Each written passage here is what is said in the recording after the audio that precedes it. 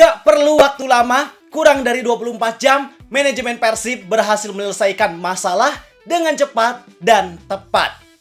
Halo Sobat Bola sekalian, apa kabar semuanya? Semoga kalian semua sehat selalu. Jadi sekarang kita punya kabar baik yang sangat menggembirakan untuk kita semua. Yang kabar baik ini berkaitan dengan salah satu klub tersukses Liga Indonesia, yaitu Persib Bandung. Karena sebelumnya, sempat ada kabar buruk yang menimpa mereka, yaitu terkait sanksi larangan transfer yang diberikan oleh FIFA. Ketika sanksi itu diberikan, kita semua pasti mikir setidaknya Persib butuh waktu buat menyelesaikan masalahnya.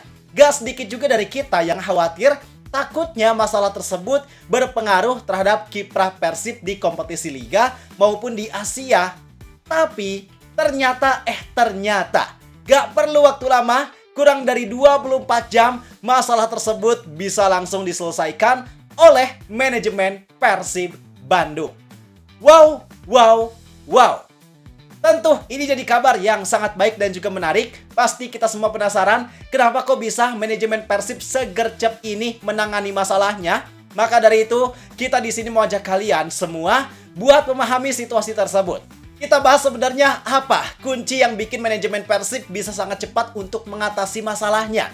Penyelesaian apa yang mereka lakukan dan apa pelajaran yang bisa diambil dari peristiwa ini. Semua kita bahas di sini. Pastiin kalian tonton video ini sampai akhir bareng gua Zidane Fatoni. Langsung aja kita bahas biar gak gitu-gitu doang. Tahu sepak bola.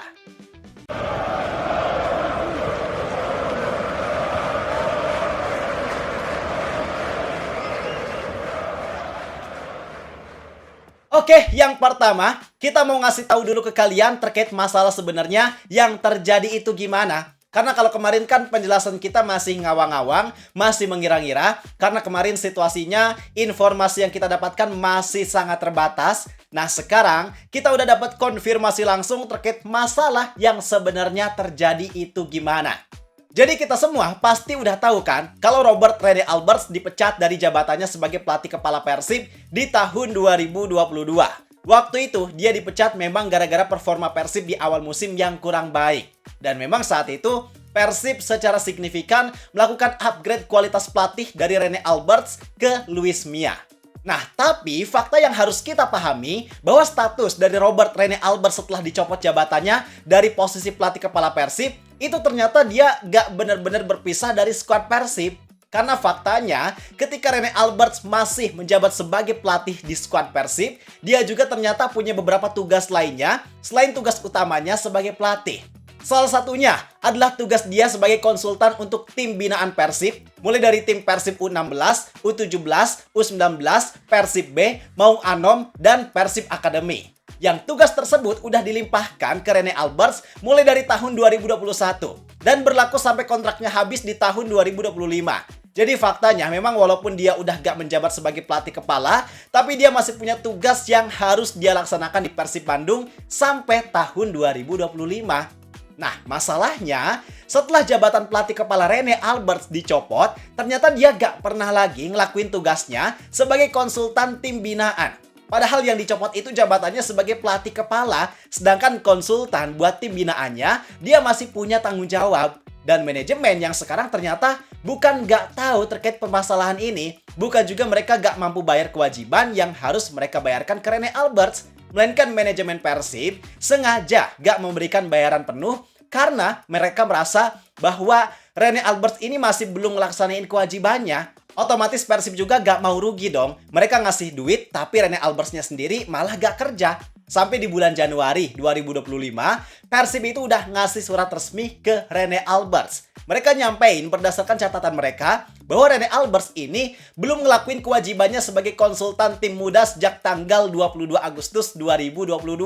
Nah, mereka nuntut Rene Alberts buat melaksanain semua tugasnya, bikin laporan ke Persib yang waktu itu mereka ngasih deadline di tanggal 23 Januari tahun 2025. Bahkan Persib juga minta buat Rene Alberts datang ke Geraha Persib untuk memberikan penjelasan terkait tugas yang selama ini menjadi kewajiban dari dia. Dan hasilnya ternyata Rene Alberts itu memenuhi panggilan Persib tersebut. Dia mengakui bahwa dia memang gak melaksanakan tugasnya sebagai konsultan tim muda. Alhasil sebenarnya di momen itu ada kesepakatan baru yang disepakati antara manajemen Persib dan juga Rene Alberts. Di situ, kesepakatan barunya adalah pengurangan nominal uang yang harus dibayarkan oleh Persib ke Rene Alberts. Yang pengurangan itu disinyalir gara-gara Rene Alberts yang memang gak melaksanakan tugasnya sebagai konsultan. Jadi masalah terkait Rene Alberts yang gak melaksanakan tugasnya sebagai konsultan tim muda itu udah selesai dengan cara pengurangan pembayaran yang dia terima. Artinya sebenarnya di situ udah clear masalahnya. Langkah selanjutnya ya tinggal Persib menyelesaikan sisa pembayarannya aja. Tapi kalau menurut klaim dari Rene Alberts, ternyata Persib gak memenuhi kewajibannya dari kesepakatan baru yang mereka sepakati di tahun 2025. Itu yang katanya jadi masalah. Jadi sebenarnya masalah ini bukan terjadi di tahun 2022, melainkan masalah ini terjadi di tahun 2025 di bawah kepemimpinan manajemen baru. Karena kalau berdasarkan klaim dari Rene Alberts, Persib gak memenuhi kewajiban dari kesepakatan di tahun 2025. Maka ini juga yang memang jadi tanda tanya besar. Pada video ini dibuat, kita masih belum mendapatkan klaim resmi dari pihak Persib sebenarnya gimana sih masalah yang terjadi secara detailnya. Apa sih kendalanya?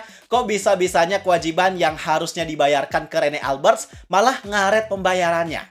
Selain itu, yang jadi tanda tanya besar lainnya adalah klaim yang diberikan oleh manajemen Persib. Yang mereka mengklaim bahwa masalah ini terjadi di tahun 2022. Itu agak aneh juga.